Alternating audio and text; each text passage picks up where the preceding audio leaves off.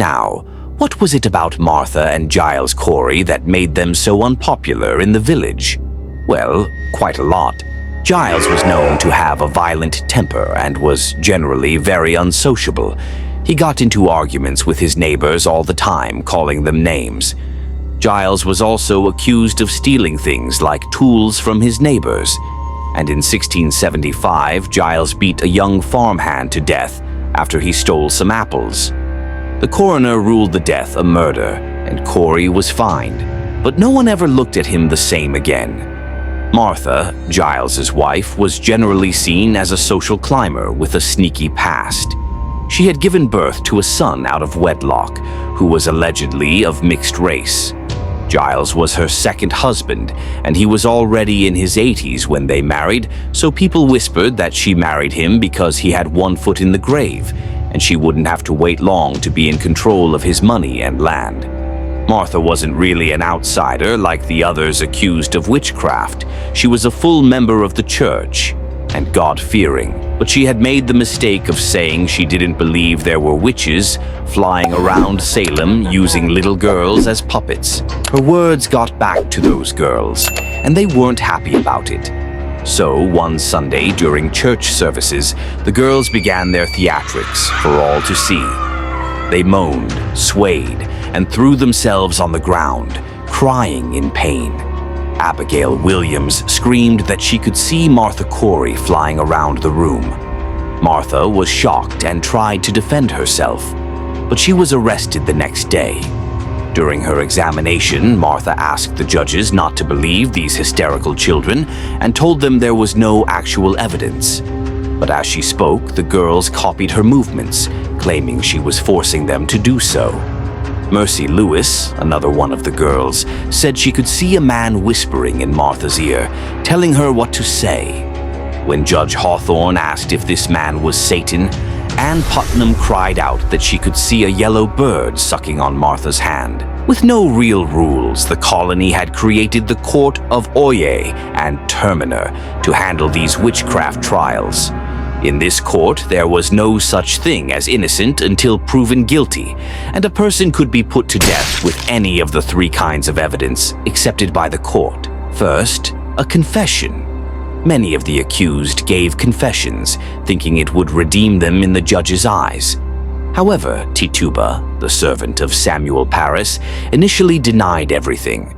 But when that didn't satisfy the court, she confessed that the devil had come to her and demanded that she serve him. She described a tall white man who had traveled to Boston with his accomplices and ordered her to hurt the girls or face death.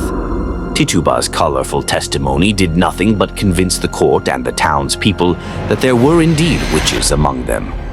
The second kind of evidence accepted was the testimony of at least 2 eyewitnesses to acts of witchcraft.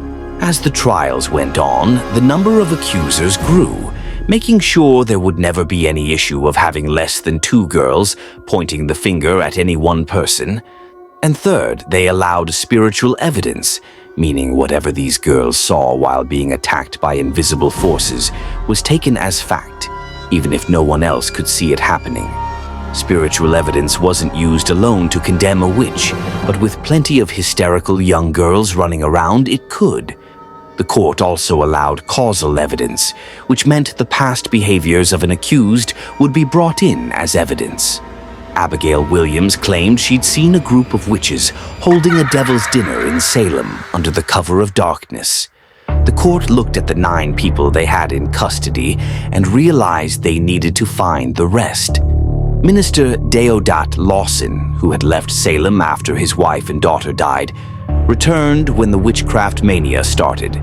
He wrote a pamphlet about the whole crazy affair, but instead of being surprised by how quickly people jumped on the bandwagon, he was terrified that a town of good, God-fearing people could be infiltrated by the servants of the devil. His pamphlet spread the word far past Salem, all the way to Boston and to the governor of the Massachusetts colony, Simon Broadstreet.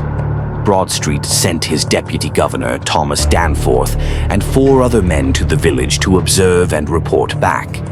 Then the court proceedings were moved from Salem village to Salem town, and the presence of the governor's representatives fueled the fire for Hawthorne and Corwin, who wanted to put on a good show for their guests. John Indian stood up and accused Elizabeth Proctor of trying to make him sign the devil's book. Things got heated after that. Elizabeth's husband, John Proctor, stood up too, glaring at John Indian. He basically said he was going to beat the devil out of Elizabeth. But Elizabeth, always calm and cool, looked right at John Indian and said he was lying to everyone and lying to God, which is even much worse. Now, things could have ended there, but no. The young girls in town, who were all about these witch accusations, started yelling. They claimed John Proctor was attacking them, though, let me tell you, he wasn't even close to them.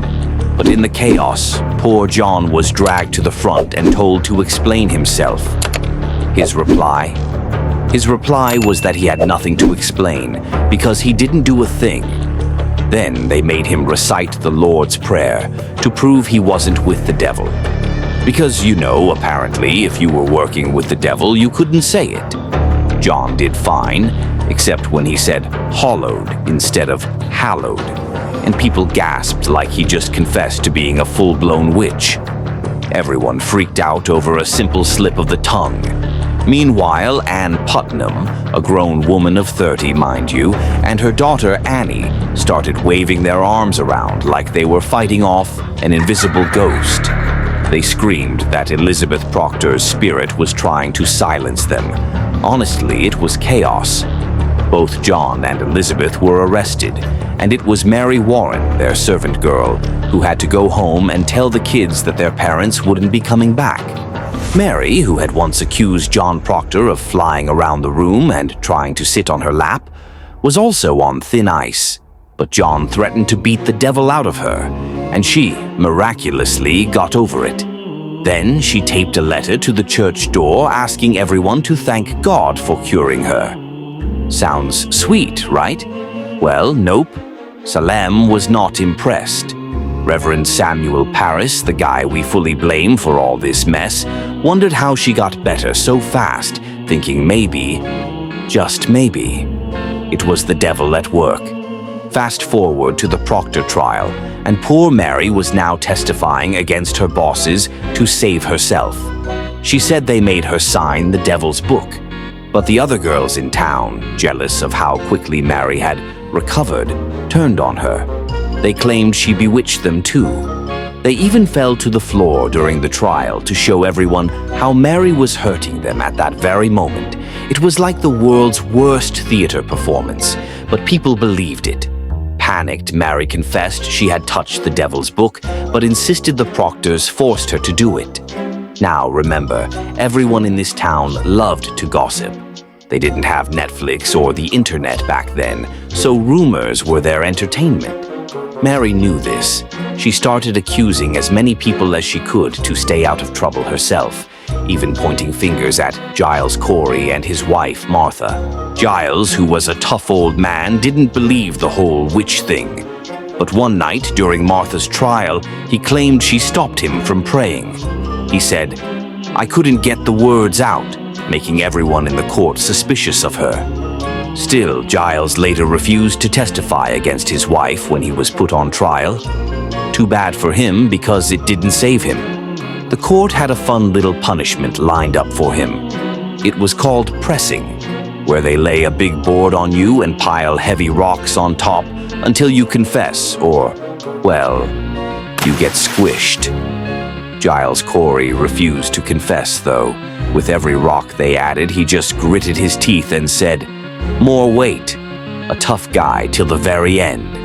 His last words, he cursed the sheriff and the whole town of Salem. Oh, and guess what? The sheriff who helped press Giles to death died young of a heart attack, and ever since then, the sheriffs of Salem all seem to suffer from strange illnesses. People in town believed Giles's curse lingered for years. Even after Salem's sheriff's office moved out of town in 1991, some still thought Giles had it out for them from beyond the grave.